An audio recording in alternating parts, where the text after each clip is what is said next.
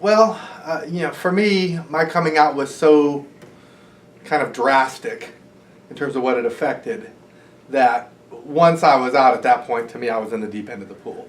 So I pretty much just kind of, at that point, afterwards, if you met me, you knew. But before coming out, I was a Pentecostal minister in Southern California. I'd gone to 4-year kind of was a liberal arts college, but it was, for all intents and purposes, it was like a Bible college for the Pentecostal denomination that I was a part of, the Assemblies of God. So I had attended 4 years there, had met and married a woman that I met there, became my wife, and then I got licensed with the Assemblies of God, which is kind of the first step toward ordination that you do with them, so that I was able to kind of preach and travel, and I did that. I preached in a lot of churches and kind of traveled all over Southeast Asia and speaking engagements and that kind of thing. At the same time, I went back to my alma mater to complete a master's degree in biblical studies, and so my entire life really centered around the church denomination, particularly the local Southern California community, where I was fairly well plugged in, and then all of that orbited around the denominationally owned college where I had essentially attended for 7 years and had been employed. So that was I was really immersed in the life of my local denomination vis-a-vis the college and the various churches that I was a part of there. And a couple years really into being married, I started to kind of have to confront the fact that I wasn't as bisexual as I maybe had thought I was before going into that. My thought had always been, well, I've had these attractions and experiences to both men and women, but I'm going to get married, I'm going to have a family and have a ministry. I mean, I'm going to have all the pieces in place, so what does it really matter at the end of the day? What kind of oats I was sowing prior to. And it was really only after a couple years of being married that it kind of became increasingly clear to me that that my attraction to men was not going away. So for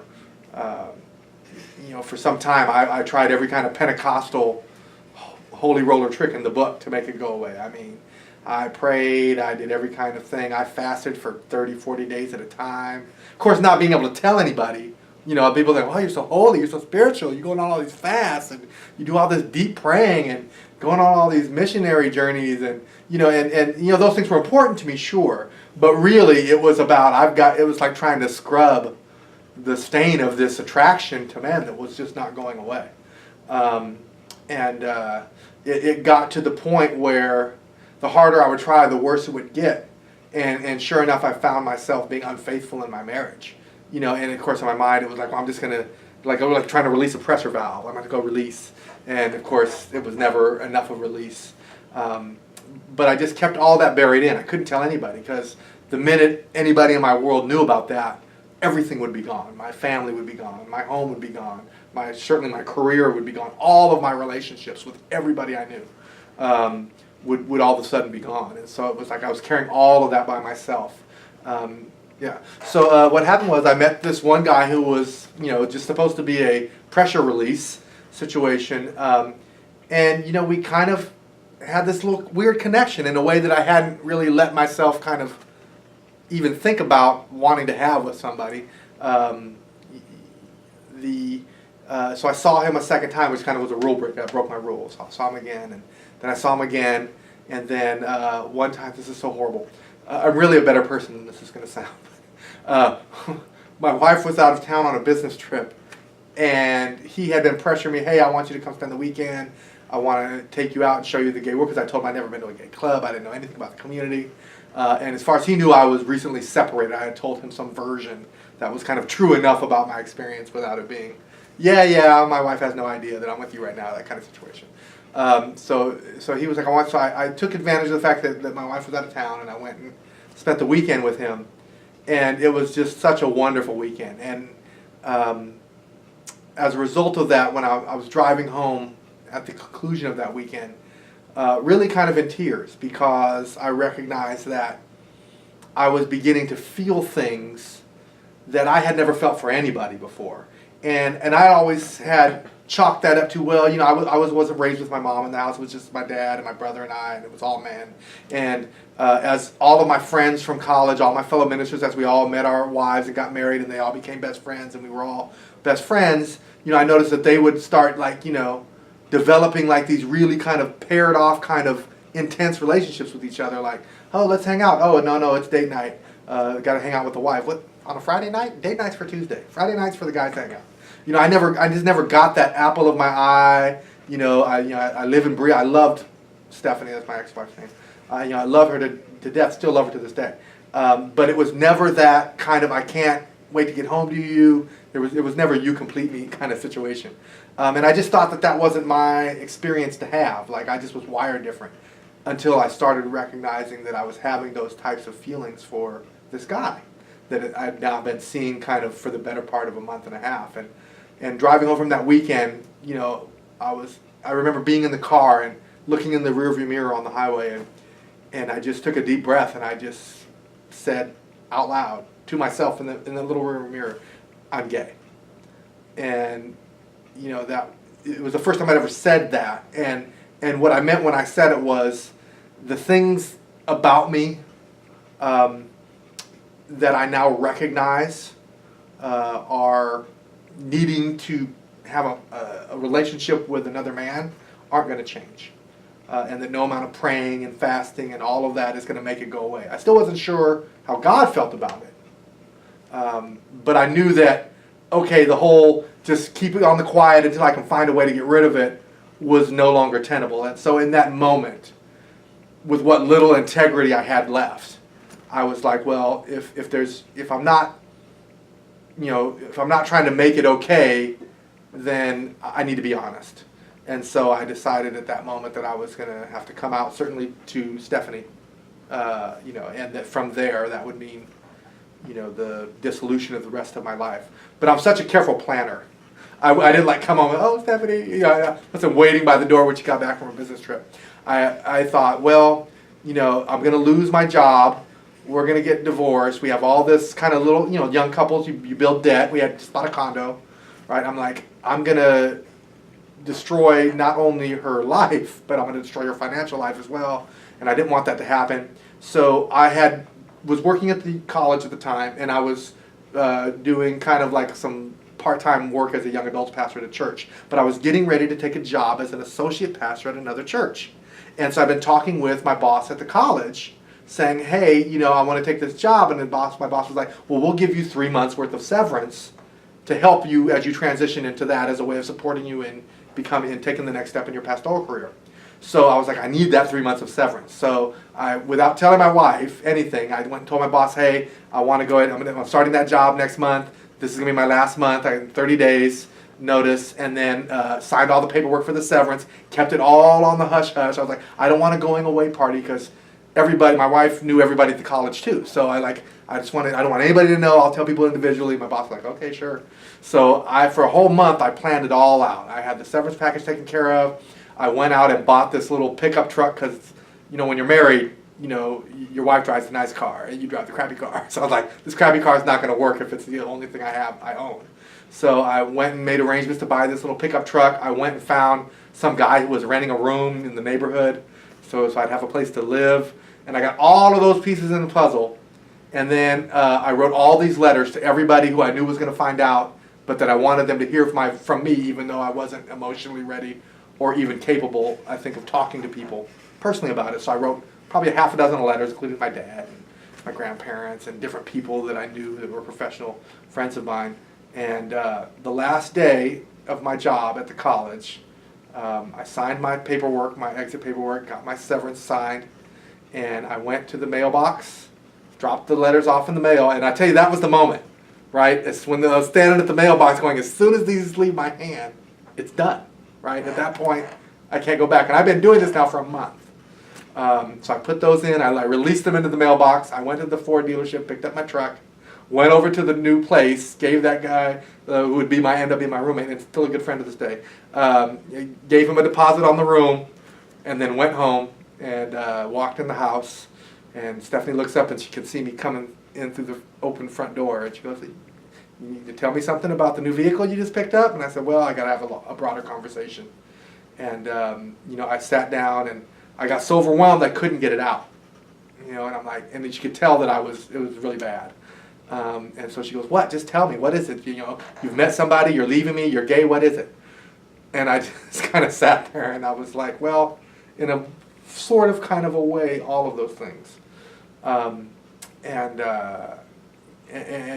sort of kind of in a way, because I had also, the other thing I had done is about 3 weeks earlier, it was my birthday, and Chris, the gentleman who I had been, like kind of fallen for, and he had fallen for me, took me out for my birthday, and we sat there while we're at lunch that he's taking me out to. I told him the truth, that I actually wasn't separated, that I was actually married, that I was fully invested in a Christian life, and that I was going to be ending all of that. But I needed to start by being honest with him, so that I knew that in my heart that it wasn't well, I've got this other good thing over here, so now I can, and sure enough, he was like, I never want to see you again, I hate you.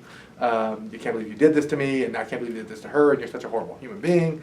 And it was a really uncomfortable lunch. But, so, when I actually came out, I actually didn't have a relationship to go into. I had kind of killed that at the point. But, I said, all of those things, and I just broke down. I'm so sorry, you don't deserve this, Stephanie. You're such a good woman, and I love you so much, and I tried so hard, and I tried everything that I could do, and it just wasn't going to work, and this is just who I am, and I'm just falling apart. And she kind of just sits there like Cool Hand Luke, kind of, right? To where I'm looking out of the corner of my eye. I'm like, is she going to stab me, or what's going to happen? Like, she's just way too cool right now. And she said, you and I are both in for a rough season right now. And we have to be there for each other because we're all we've got. And she was right. I mean, her and I both kind of found each other because neither of us were really connected to our families. So when we left home to go to college, it was literally starting new.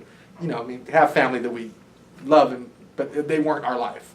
We started building our lives as adults with all of our important connections with each other. And we had been each other's confidants and best friends. And so she said, we're going to need each other to get through this. So we've got to find a way to stay eye to eye and connected through this. And I was just like, I can't believe you're being so great about this. I mean, this is so this is so amazing. And she's like, well, don't get me wrong. I'm in shock right now. I'm sure I'm going to call you up and chew you out at 3 a.m. about how you've ruined my life. And sure enough, I did get those phone calls quite a bit over the next few months. But so that's kind of how I came out. And I literally, she goes, I need to go be with my best friend. So she left, gave me a chance to pack up my stuff. I jumped in my truck with just this clothing and my personal little belongings, and left that house, all of our memories, everything, all of our travels, just kind of left it behind, and went and moved into a little room and bought some little IKEA furniture, made a bed out of it and a dresser, and started my life. October 28th, 1998. And I never looked back. So, Pride Month, my experience of Pride Month really has kind of evolved. And to be, real with it, it's evolved in ways where, sometimes I miss out. I'm like, I didn't make a Pride celebration this year. Whereas, early on, after I came out, I was at 2 or 3 Prides every season, right? So, there's that evolution of kind of like, okay, there's a normalcy to it.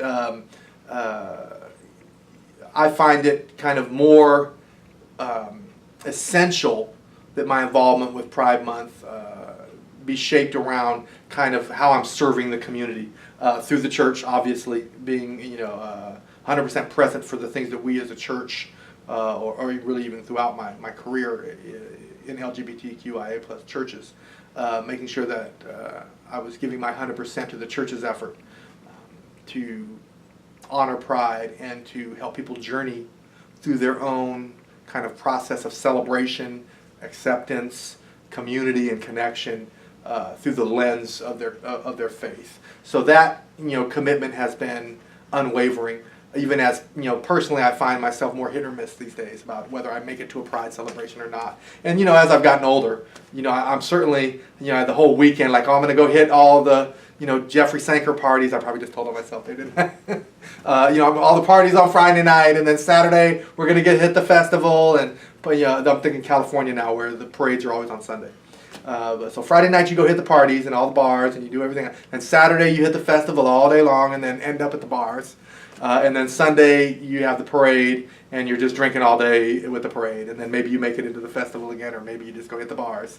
So that's kind of how it was early on. That's certainly not how my Pride experience is these days. If I make it to anything, I'll try to make it to the parade that's happening, and maybe one evening of early night out drinks, for Pride weekend, just because it gets so buzzy. It's nice to be out and in the community. Especially, this is my first Pride where I'm living essentially in what we used to call gay ghettos, right? But a largely LGBTQIA plus community, Wilton Manors. I'd never chosen before to live in those communities in Southern California, which would have been West Hollywood, Long Beach, or when I first came out, really Laguna Beach in Orange County. That's since changed, but Long Beach or West Hollywood would be kind of like the central gay communities in the Los Angeles area. And I kind of intentionally was like, my life, I was more of a suburb kind of guy. So this is my first experience where I'm living in the community, right, where you can walk the community and see the same faces. So that's kind of cool to kind of go out during Pride and go have drinks, or some of my favorite little restaurant bars, and enjoy the vibe of Pride with that.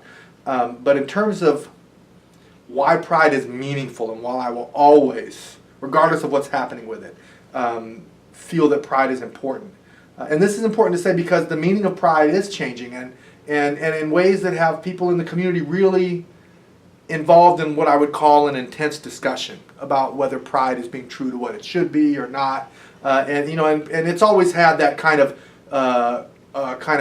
crosstalk of whether Pride should be more celebratory or more countercultural, right? I think Michelangelo Signorelli's been writing about how Pride needs to get back to its protest roots since, I think, the first time a police department and a corporate sponsor showed up at the first Pride. He's been making that point.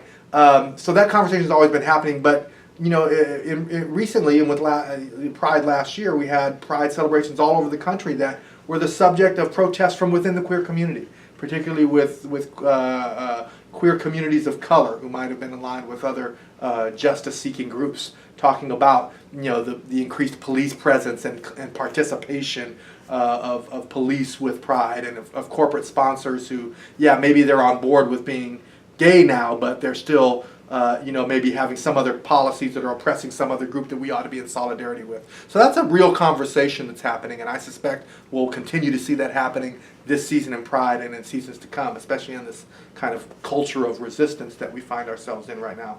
But no matter what correctives may or may not be due for what Pride is, it will always be meaningful to me. And that's really rooted in my first Pride experience. I had just come out, maybe 5 or 6 months earlier, was still trying to figure out what it meant to be gay. Like, I looked up the local gay and lesbian center, what you call Pride centers here in Florida. It's called the Gay and Lesbian Center of Orange County, where I live. And went in there, and I just said, I walked in the doors and was like, I'm newly gay. I don't know what it means other than, the physical practice of being gay. I knew how to do that. But I didn't know what it meant to be a member of the gay community, LGBTQI plus community, which I didn't have that language back then. But I said, so I just need you to tell me. And I took every pamphlet and every flyer that you could imagine from there. And one of the things I took was a flyer for this little gay church that was in my neighborhood. And it said, are you LGBTQ and Christian? And have you given up on finding an inclusive place to worship? If so, come check us out. So I was like, I went and checked it out. And that was, January of 1999, and I became a faithful member and attendee of that church, really, until I came to Florida, almost 3 years ago now. So for the better part of 17 years, I was there.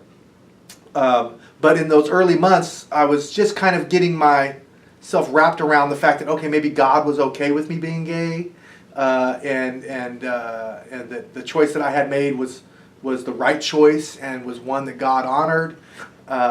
And I was starting to build small pockets of friends, but I still was very overwhelmed, at least periodically, with the sense of loss. Because everything that had been my life, that I poured myself into from the time I left home at 17 and shook the dust off my feet and said, I'm starting my life now. Everything I had invested in for that, close to 10-year period had been ripped away in the space of one afternoon of coming out. And even as I was building good things in the wake of that devastation, with finding the gay church and finding gay friends and going and dating and that kind of thing, it was a sense of still not feeling as though I still felt the loss of the community and who I was and the identity. I knew who I was before. I knew what it meant to be where and who I was and what I was about, and that wasn't there. And I got, I don't want to say got invited, but I knew I was going to be going to Pride, right? So the Pride season came around. And the very first Pride in Southern California, in the LA area anyway, is Long Beach Pride, which is a very big Pride. And the parade goes, Long Beach is a very supportive city. The parade goes all up what called Ocean Boulevard, so it'd be kind of like A1A here locally. And the whole, it's a good 2.5, 3 miles of that stretch of Oceanfront Boulevard becomes the parade route. And everybody just descends down there. People that live along the route, their homes become parties, and and you can. It's the one day where the city's like you can publicly drink on the streets. So everybody shows up, and you're having a great time, and you're drinking, and you're running into people. So boom, that's what I went to go do. So I go there, and I've got my little group of friends, and I'm walking the little route. The parade hasn't started yet, and I'm just kind of overwhelmed by what is easily. I really couldn't even give you a number, but it was in the tens and tens of thousands of people that were lining the parade route, and just so immediately being overwhelmed with the sense of, oh my gosh, there are a lot of us, right? And this is just in this one little section of town, this one city in the greater Los Angeles area, and this is what's happening. So I was immediately overwhelmed by that, and so I was my emotions were stirring, and then the parade starts. And I've heard it's like this in other parades as well, but though not all. But in Long Beach, the parade starts with Dykes on Bikes. And if you don't know what Dykes on Bikes are, I think they're still calling them that. It's these women that love their V-twins, whether they're Harleys or Hondas or Kawasaki's or whatever have you. But these big honking bikes, and it's these you can get the visual. These strong, powerful women, and they've got strong, powerful women even sitting on behind them, and you get these views, these kind of gender-bending views of femininity, and more traditional, kind of, to my eyes anyway, femininity, but it's all power, and it's all women's power. And what they do is that the bikes all line up, and they all fire them up at the same time. And they start riding around the big boulevard in circles, in concentric circles, like switching in and out each other. And that's their announcement that the parade is about to start. And standing there, when those engines fired up, the vibration hits you in your body. And just the overwhelming sense of power and pride. It was pride. It was so pure, you could taste it with these women and their bikes. And when they started moving around and the crowd started going, and you just felt the rumbling. And the rumbling of those bikes literally unlocked that deep pain of devastation and loss inside of me. And I just began to the floodgates of tears. All of that I had been holding for 6 or 7 months. Really, more than that, since, about 7 months of what I had not allowed to come out. Just came out. And it came out in a way where, and in a context with those women on those bikes and the people around them and the long parade route of floats behind those women and what they were saying and what it all meant. And I realized in that moment that I knew who I was and that I knew who my community was. And that no matter what else happened to me, it would all be okay. In fact, it would be better than okay. That I was going to thrive, and I was going to thrive in a community of people that could offer me so much, and that I could finally see could use what I had to offer. So my own sense of my calling got restored to me as well in that moment. So that was my first pride. You can see I still kind of get choked up about it. But that will never leave me, and that will, it's rooted in me in a way that it will cause me to always stand for the necessity and the beauty and the brilliance of pride.